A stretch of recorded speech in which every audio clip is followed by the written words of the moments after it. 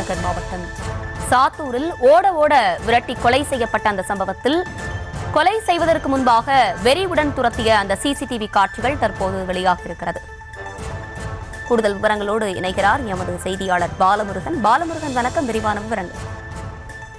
வணக்கம் ரஜினி. விருதுநகர் மாவட்டம் சாத்தூர் அருகே ஒத்தையால் கிராமத்தில் நேற்று நண்பனுக்காக சமரசம் செய்ய சென்ற போது சங்கரேஸ்வரன் என்ற நபர் வெட்டி படுகொலை செய்யப்பட்டார். அந்த படுகொலை செய்யப்படுவதற்கு முன்பான பேச்சுவார்த்தை நடந்த சிசிடிவி ஃபுட்டேஜானது வெளியாகி பரபரப்பை ஏற்படுத்தியுள்ளது.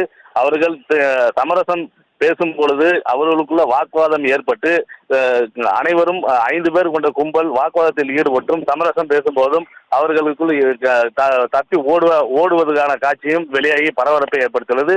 மேலும் இந்த வழக்கில் சங்கரேஸ்வரன் என்பது படுகொலை செய்யப்பட்டது குறிப்பிடத்தக்கது.